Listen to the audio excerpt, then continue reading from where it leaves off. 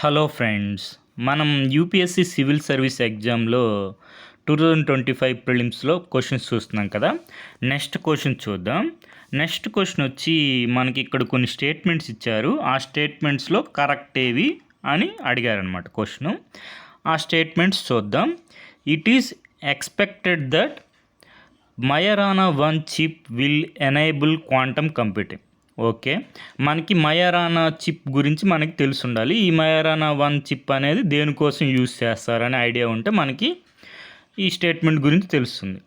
So మనకి next second statement వచ్చి Majorana 1 chip has been introduced by Amazon Web Services AWS.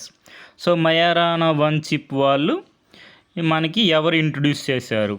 Amazon Web Services వాళ్ళు introduce చేశారా అని second statement.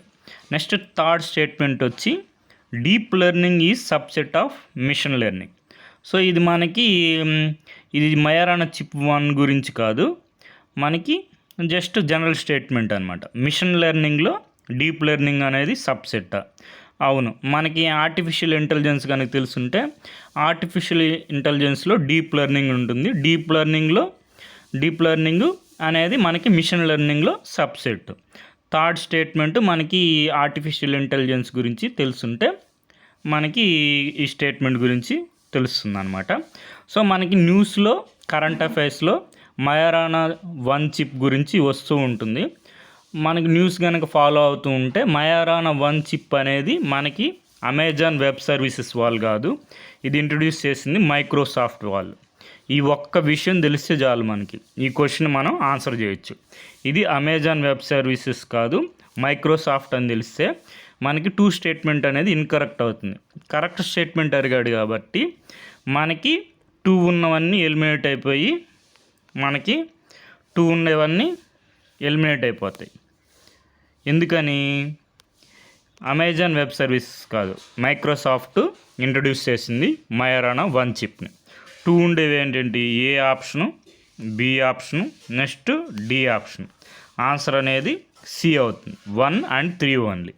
So మనకి Majorana 1 chip అనేది quantum కంప్యూటింగ్లో యూజ్ చేస్తారు. నెక్స్ట్ డీప్ లెర్నింగ్ అనేది subset of machine learning. So మనకి ఇప్పుడు కాన్సెప్ట్ చూసుకుందాం. మనకి ఇక్కడ క్లియర్గా ఇది మయరానా 1 చిప్, మయరానా 1. ఇక్కడ మీరు అబ్జర్వ్ చేస్తే మైక్రోసాఫ్ట్ అని ఉంది. లేదంటే మనకి న్యూస్ ఫాలో అవుతే న్యూస్లో హెడ్లైన్లోనే what makes Microsoft's new quantum computing chip Majorana 1 different. So మనకి దీంట్లోనే మనకి ఆన్సర్ వచ్చేసింది. మయరానా 1 అనే చిప్ని మైక్రోసాఫ్ట్ వాళ్ళు ఇంట్రడ్యూస్ చేశారు, ఇది క్వాంటమ్ కంప్యూటింగ్లో యూజ్ చేస్తారు, అంతే. సో మనకి న్యూస్ కనుక చూస్తూ ఉంటే మనకి కరెంట్ అఫైర్స్ ఫాలో అవుతుంటే మనకి ఈ క్వశ్చన్ ఆన్సర్ అనేది ఈజీగా ఉంటుంది. తెలియకపోతే మనకి తెలుసుకోవడం. సో నెక్స్ట్ ఇది మైక్రోసాఫ్ట్ మనకి న్యూ క్వాంటమ్ కంప్యూటింగ్ చిప్ని ఇంట్రడ్యూస్ చేసింది. అది హ్యాండ్లో మనకి ఫిట్ అయిపోతుందంట. సో మనకి ఇక్కడ చూస్తే ఇక్కడ హ్యాండ్లో ఫిట్ అయిపోతుంది అనమాట.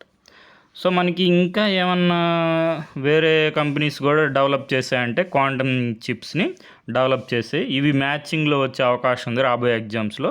సో కాబట్టి నోట్ చేసుకోండి. మయరానా 1 చిప్ వచ్చి మనం చూసుకున్నాం కదా మైక్రోసాఫ్ట్, ఇది 8 క్యూబిట్ చిప్ అనమాట. నెక్స్ట్ గూగుల్ వాళ్ళది విల్లో వచ్చి 106 క్యూబిట్ చిప్. IBM వాళ్ళది వచ్చి R2 హెరాన్, ఇది 156 క్యూబిట్ చిప్. సో ప్రస్తుతానికి IBM వాళ్ళది 156 క్యూబిట్ చిప్.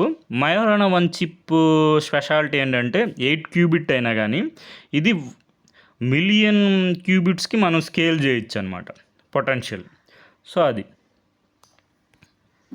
నెక్స్ట్ ఈ మయరానా 1 చిప్లో ఏంటంటే మనకి టోపో కండక్టర్స్ అని ఉంటాయి.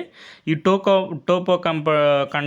టోపోలాజికల్ కండక్టర్స్ వీటిని దేంతో తయారు చేస్తారని కూడా చూసుకోండి. Indium ఆర్సనైడ్ semi conductor, next aluminium, ఈ రెండింటిని కంబైన్ చేసి మనకి ఈ టోపోలాజికల్ కండక్టర్స్ లేదంటే టోపో కండక్టర్స్ని ప్రొడ్యూస్ చేస్తున్నారనమాట. సో మనకి టోపోలాజికల్ కండక్టర్స్, టోపో కండక్టర్స్. ఇది మనకి సెమీ కండక్టర్స్ అనేవి మనకి తెలుసు కదా, యూజువల్లీ సిలికాన్తో మేడ్ చేస్తారు. కానీ మైక్రోసాఫ్ట్ యొక్క టోపో కండక్టర్స్ అనేవి ఇండియం ఆర్సనైడ్తో తయారు చేస్తారు. సో ఇది మనకి రాబోయే ఎగ్జామ్స్లో క్వశ్చన్స్ వచ్చే అవకాశం ఉంది, సో నోట్ చేసుకోండి. తర్వాత మనకి అసలు ఈ మయోరానా 1 అంటే ఏంటంటే ఈ పార్టికల్స్ అనమాట. ఫెరమాన్స్ ఆ పార్టికల్స్ దేర్ ఓన్ యాంటీ పార్టికల్స్గా యాక్ట్ చేస్తాయి. వాటిని మయోరానా ఫెరమాన్స్ అంటారు. సో ఇవి మనకి మయోరానా 1లో మనకి ఏంటంటే ఈ టోపోలాజికల్ క్యూబిట్స్ని వాళ్ళు చేస్తూ ఉన్నప్పుడు చాలా డిసడ్వాంటేజ్ అంటే లెర్నింగ్ కర్వ్ ఉందన్నమాట. సింపుల్ ఏం కాదు ప్రొడ్యూస్ చేయడం. మనకి అసలు ఈ మయోరానాస్ అనేవి ఇంతకుముందు అసలు ఎగ్జోటిక్ పార్టికల్ అంటే ఇంతవరకు మనం చూడలేదు. ఈ రీసెంట్గా మనకి థియరీ ఉంది కానీ మనకి ప్రూఫ్ అనేది రీసెంట్గా వచ్చిందనమాట. Had never be seen or made. So అది మనకి ఇప్పుడు మైక్రోసాఫ్ట్ వాళ్ళు డెవలప్ చేస్తున్నారు. In the same way that invention of semiconductors made today smartphones, computers, electronics possible. Topoconductors మనం చెప్పుకున్నాం కదా, మయోరానా 1 చిప్లో మనకి టోపో కండక్టర్స్ చూస్తున్నాయని. ఇవి న్యూ టైప్ ఆఫ్ చిప్ అనమాట. దే ఎనేబుల్ ఆఫర్, ఇవి గుర్తుపెట్టుకోండి, developing quantum systems that can scale million qubits are capable of tackling the most complex industrial and societal problems. అందుకోసం అనేది మనకి చాలా ఇంపార్టెంట్ అనమాట క్వాంటమ్ కంప్యూటింగ్ అనేది. సో మనకి ఈ మయోరానా చిప్స్లో మనకి చెప్పుకున్నాం కదా, new type of quasi particle, ఈ మయోరానా పార్టికల్స్ అనమాట. సో మనకి ఆల్రెడీ యూపీఎస్సీ సివిల్ సర్వీస్ ఎగ్జామ్లో ప్రీవియస్ క్వశ్చన్ వచ్చింది. క్యూబిట్ అనేది ఏ కాంటెక్స్ట్లో మెన్షన్ చేస్తున్నారంటే మనం ఇప్పుడే చూసాం కదా, quantum computing. So what makes ఇది మనకి ఇక్కడే ఉంది కదా, టోపోలాజికల్ క్యూబిట్స్, ఇవన్నీ క్వాంటమ్ కంప్యూటింగ్ రిలేటెడ్ కాంటెక్స్ట్లో మనకి అనమాట. సో మనకి ఆర్టిఫిషియల్ ఇంటెలిజెన్స్ ఉంటుంది. ఆర్టిఫిషియల్ ఇంటెలిజెన్స్లో మిషన్ లెర్నింగ్కి సబ్సెట్ డీప్ లెర్నింగ్ అనమాట. సో మనకి క్వాంటమ్ మెకానిక్స్ అనేది, ఈ క్వాంటమ్ ఫిజిక్స్ అనేది ఫిజిక్స్లో రెబల్ లాంటిది అనమాట. రెబల్ అంటే మనం ఇప్పుడు నేను నీకు రూల్స్ సెట్ చేస్తున్నాను, ఆ రూల్స్ ఫాలో అవ్వాలంటే ఆ రూల్స్ నేను ఫాలో అవ్వను అంటుంది అనమాట.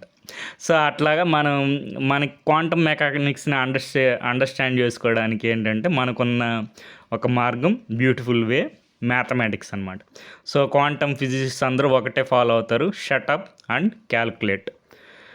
సో వీళ్ళు మొత్తం ఐన్స్టీన్ ఏంటంటే మనకి ఇది క్వాంటమ్ ఎంటాంగిల్మెంట్ అని ఉంటుంది, ఇది స్పూకీ యాక్షన్ అట్ డిస్టెన్స్ అని చెప్తూ ఉంటారు ఐన్స్టీన్. దానికి నెక్స్ట్ మన నీల్స్ బోర్ గారు కాదు, ఈ స్పూకీ యాక్షన్ కాదు, ఏం కాదు, మన అబ్జర్వ్ చేస్తేనే మన రియాలిటీ అనేది ఎగ్జిస్ట్ అవుతుంది క్వాంటమ్ లెవెల్లో అని చెప్తారనమాట. సో దాన్ని ప్రూవ్ చేయడానికి జాన్ బెల్స్ గారు వచ్చి Einstein was consistent, clear, down to earth ఉన్నా కానీ అది రాంగ్ ఐన్స్టీన్. జాన్ బెల్ గారు బోర్ గురించి, bore was inconsistent, unclear, wilfully obscure, అయినా కూడా అతను రైట్, కరెక్ట్. సో అతనికి మనకు ఒక మ్యాథమెటికల్ ఈక్వేషన్ ఇస్తారు. ఇది మనకి కొంతమంది ఇలాంటి కాన్సెప్ట్స్ని మనం అర్థం చేసుకోవాలంటే చాలా ఎవాల్వ్ అయి ఉండాలి. సో వాళ్ళు వచ్చి మనకి space time and beyond, towards an explanation of the unexplainable, ఇవన్నీ మనకి ఈస్ట్ ఫిలాసఫీలో ఉంటాయి అన్నమాట. సో మనకి అద్వైత ఫిలాసఫీలో కూడా ఉంటుంది, ఏమని ఉంటుంది, బ్రహ్మ సత్య జగత్ మిథ్య, బ్రహ్మ జీవో బ్రహ్మో నా పరాహ అని. సో అట్లా ఈ మనకి జాన్ క్లాజర్ గారు వచ్చి మనకి ఎక్స్పెరిమెంట్ చేసి ప్రూవ్ చేస్తారు Einstein wrong, Niels Bohr correct. అంటే మనకి క్వాంటమ్ లెవెల్లో రియాలిటీ అనేది మనం అబ్జర్వ్ చేస్తేనే ఎగ్జిస్ట్ అవుతుంది అని. సో రియాలిటీ అనేది మనం అర్థం చేసుకోలేము క్వాంటమ్ లెవెల్లో అని. సో అది మనకి ఇది ప్రూవ్ అవుతుంది. సో అందుకే ఆల్బర్ట్ ఐన్స్టీన్ గారు మనకి తన ఎండ్ ఆఫ్ ది లైఫ్లో కూడా చెప్తారనమాట, all this 50 years of conscious brooding have brought me no nearer to the question what are light quanta. Every Tom, Dick and Harry thinks he knows it but he is mistaken. So ఇది మనకు తెలిసి ఉంటుంది. God does not play dice. So మనకి Niels Bohr garu వచ్చి if quantum mechanics hasn't profoundly shocked you, you haven't understood it yet. So okay friends, thank you for watching.